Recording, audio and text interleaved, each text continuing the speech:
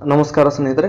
ನಾವು ಈ ಒಂದು ವಿಡಿಯೋದಲ್ಲಿ ನೋಡಿ ಸಹಾಯಕ ಪ್ರಾಧ್ಯಾಪಕರ ನೇಮಕಾತಿಗೆ ಸಂಬಂಧಪಟ್ಟ ಹಾಗೆ ಅಂದರೆ ನಿಮ್ಮ ಸಬ್ಜೆಕ್ಟ್ನಲ್ಲಿ ಎಷ್ಟೆಷ್ಟು ಹುದ್ದೆಗಳು ಖಾಲಿ ಇದೆ ಅಂತಕ್ಕಂಥ ಮಾಹಿತಿಯನ್ನು ನಾನು ಈ ಒಂದು ವಿಡಿಯೋದಲ್ಲಿ ನಿಮಗೆ ನೀಡಲಿದ್ದೇನೆ. ಅಂದರೆ ಹಲವಾರು ಜನ ನನ್ನ ಈ ಹಿಂದಿನ ವಿಡಿಯೋಗಳಿಗೆ ಕಾಮೆಂಟ್ ಮಾಡಿದ್ರಿ, ಅಸಿಸ್ಟೆಂಟ್ ಪ್ರೊಫೆಸರ್ ಸಬ್ಜೆಕ್ಟ್ ವೈಸ್ ಎಷ್ಟೆಷ್ಟು ಹುದ್ದೆಗಳಿದೆ ತಿಳಿಸ್ಕೊಡಿ ಅಂತ ಕೇಳಿದ್ರಿ. ಸೊ ಆ ಕಾರಣಕ್ಕೋಸ್ಕರ ಆ ಎಲ್ಲ ಮಾಹಿತಿಯನ್ನು ನಾನೀಗ ನಿಮಗೆ ತಿಳಿಸ್ಕೊಡ್ತಾ ಇದ್ದೀನಿ. ಅದಕ್ಕಿಂತ ಮುಂಚೆ ನೀವೇನಾದರೂ ನಮ್ಮ ಯೂಟ್ಯೂಬ್ ಚಾನಲನ್ನು ಸಬ್ಸ್ಕ್ರೈಬ್ ಮಾಡ್ಕೊಂಡಿಲ್ಲ ಅಂದರೆ ಸ್ನೇಹಿತರೆ ದಯವಿಟ್ಟು ಸಬ್ಸ್ಕ್ರೈಬ್ ಮಾಡ್ಕೊಳ್ಳಿ.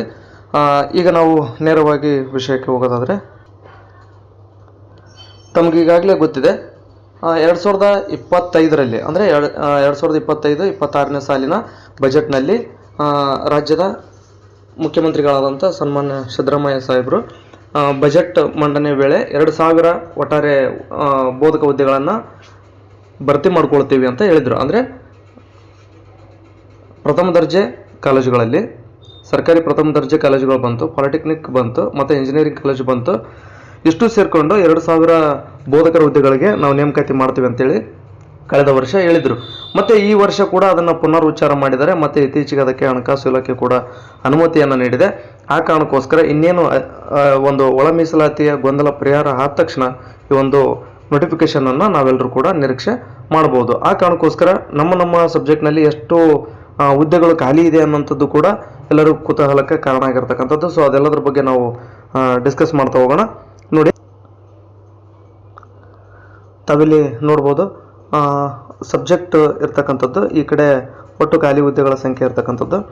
ತಾವಿಲ್ಲಿ ನೋಡೋದಾದರೆ ನೋಡಿ, ಕನ್ನಡ 98 ಹುದ್ದೆಗಳು, ಇಂಗ್ಲೀಷ್ಗೆ 86 ಹುದ್ದೆಗಳು, ಹಿಂದಿ 25 ಹುದ್ದೆಗಳು, ಸಂಸ್ಕೃತ 6 ಹುದ್ದೆಗಳು, ತೆಲುಗು 2, ಉರ್ದು 24, ಅರಬಿಕ್ 1, ಸಂಗೀತ 2, ಇತಿಹಾಸ 103, ಹಾಗೆಯೇ ಅರ್ಥಶಾಸ್ತ್ರ 111, ರಾಜ್ಯಶಾಸ್ತ್ರ 92, ಸಮಾಜಶಾಸ್ತ್ರ 45, ಶಿಕ್ಷಣ 1, ಭೂಗೋಳಶಾಸ್ತ್ರ 8, ತತ್ವಶಾಸ್ತ್ರ 1, ಮನಃಶಾಸ್ತ್ರ 6, ಅಪರಾಧಶಾಸ್ತ್ರಕ್ಕೆ ಇಲ್ಲಿ ಹುದ್ದೆಗಳನ್ನು ಕೊಟ್ಟಿಲ್ಲ, ಆಮೇಲೆ ಫಾರೆನಿಕ್ ಸೈನ್ಸ್ಗೂ ಕೂಡ ಕೊಟ್ಟಿಲ್ಲ, ವಾಣಿಜ್ಯಶಾಸ್ತ್ರಕ್ಕೆ 190, ಪತ್ರಿಕೋದ್ಯಮ 3 ಹುದ್ದೆಗಳು, ಹಾಗೆ ನೋಡಿ ಕಾನೂನು 9 ಹುದ್ದೆಗಳು, ಮಾಸ್ಟರ್ ಆಫ್ ಇಂಟರ್ನ್ಯಾಷನಲ್ ಬಿಸ್ನೆಸ್ ಇದು 4 ಹುದ್ದೆಗಳು, ಸೋಷಿಯಲ್ ವರ್ಕ್ ಅಂದರೆ ಈಗೇನು MSW ಮಾಡಿರ್ತಾರಲ್ಲ ಅಂಥವ್ರಿಗೆ 1 ಹುದ್ದೆ, ಬಿಸ್ನೆಸ್ ಅಡ್ಮಿನಿಸ್ಟ್ರೇಷನ್ 29, ಟೂರಿಸಮ್ ಅಡ್ಮಿನಿಸ್ಟ್ರೇಷನ್ಗೆ ಹುದ್ದೆಗಳನ್ನು ತೋರಿಸಿಲ್ಲ, BFT 1, ಭೌತಶಾಸ್ತ್ರ 41, ಎಲೆಕ್ಟ್ರಾನಿಕ್ಸ್ 4, ರಸಾಯನಶಾಸ್ತ್ರ 36, ಬಯೋಕೆಮಿಸ್ಟ್ರಿ 1. ನೋಡಿ, ಈ ರೀತಿಯಾಗಿ ಹಲವಾರು ವಿಷಯಗಳ ಹುದ್ದೆಗಳು ಇರತಕ್ಕಂಥದ್ದು. ನಿಮ್ಮ ಒಂದು ಸಬ್ಜೆಕ್ಟ್ ಯಾವುದಿದೆ ಅದನ್ನು ಕೂಡ ತಾವು ನೋಡಿಕೊಡ್ರಿ.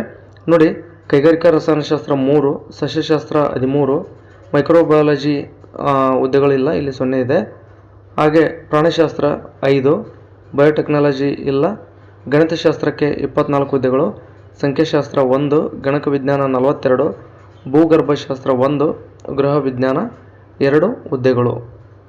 ಈಗ ಕೊನೆಯದಾಗಿ ರೇಷ್ಮೆ ಕೃಷಿ 1, ಪರಿಸರ ವಿಜ್ಞಾನ 2, ಮಹಿಳಾ ಅಧ್ಯಯನ 1.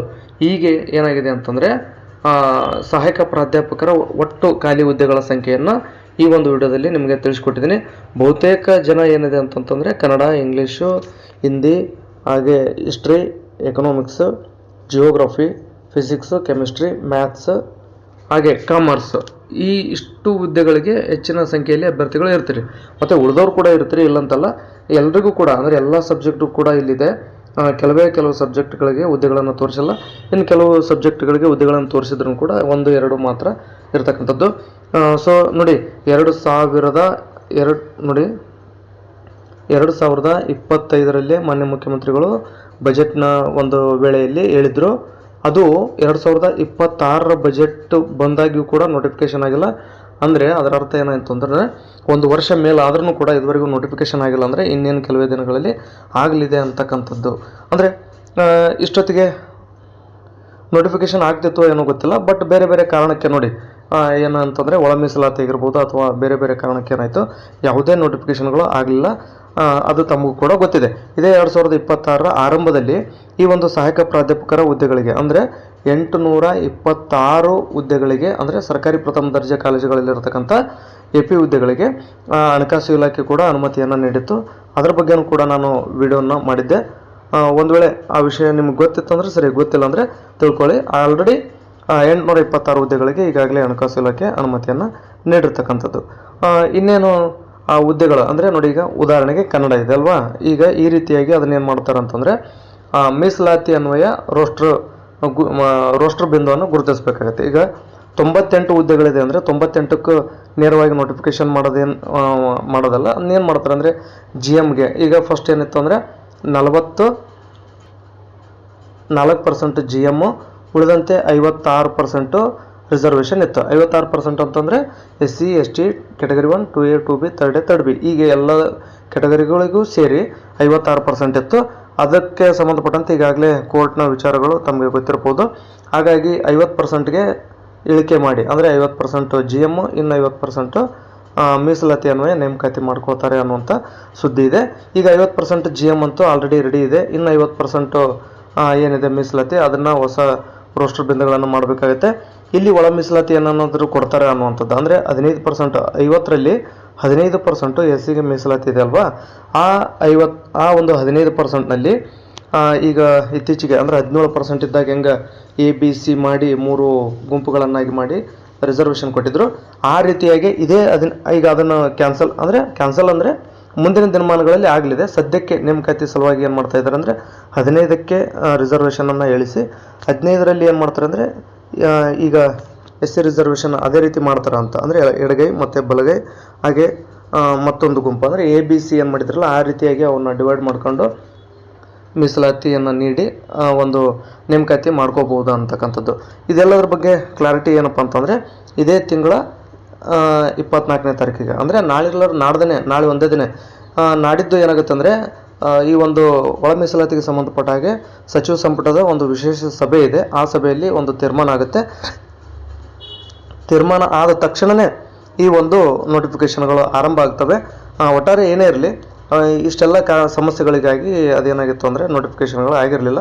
ಬಹುತೇಕ ಈಗೆಲ್ಲವೂ ಕೂಡ ಒಂದು ಅಂತಿಮ ಹಂತಕ್ಕೆ ಬಂದಿರೋದ್ರಿಂದ ಇವು ನೋಟಿಫಿಕೇಷನ್ಗಳು ಅತಿ ಶೀಘ್ರದಲ್ಲೇ ಆಗ್ತವೆ.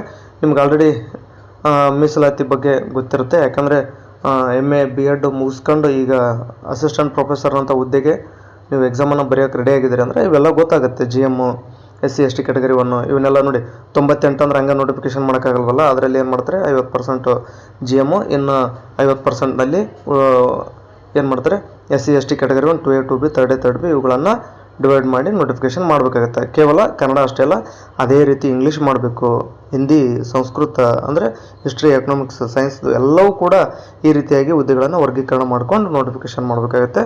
ಅದಕ್ಕೋಸ್ಕರ ಇನ್ನೇನು ನಾಳಿದ್ದು ಅಂದರೆ ನಾಳೆ ಒಂದು ಬಿಟ್ಟು ನಾಡಿದ್ದು ಈಗ ಮೀಸಲಾತಿದು ಒಂದು ಫೈನಲ್ ಆಯಿತು ಅಂತಂದರೆ ಸರ್ಕಾರ ಸಂಬಂಧಪಟ್ಟ ಇಲಾಖೆಗೆ ಮಾರ್ಗದರ್ಶನ ನೀಡುತ್ತೆ, ಅಂದರೆ ನಿರ್ದೇಶನ ನೀಡುತ್ತೆ. ಈ ಪ್ರಕಾರ ನೀವು ರೋಸ್ಟರ್ ಬಿಂದುಗಳನ್ನು ರೆಡಿ ಮಾಡಿರಿ, ಅದಕ್ಕೆ ಆ ರೀತಿಯಾಗಿ ನೀವು ನೋಟಿಫಿಕೇಶನ್ ಮಾಡಿರಿ ಅಂತಲೂ ಕೂಡ ಆದೇಶ ಮಾಡ್ತಾರೆ. ತದನಂತರ ಹೊಸ ರೋಸ್ಟರ್ ಬಂದು ರೆಡಿಯಾಗಿ ನೋಟಿಫಿಕೇಶನ್ಗಳು ಆರಂಭ ಆಗ್ತವೆ.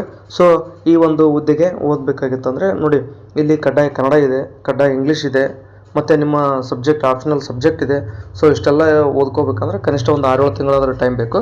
ನೋಟಿಫಿಕೇಶನ್ ಆಗಲಿ ಆ ನಂತರ ಓದಿದ್ರಾಯ್ತು ಅನ್ನೋಂಥ ಅಸಡ್ಡೆ ಬೇಡ. ಈಗಲಿಂದನೇ ನಿಮ್ಮ ಅಧ್ಯಯನ ಆರಂಭ ಆಗಲಿ.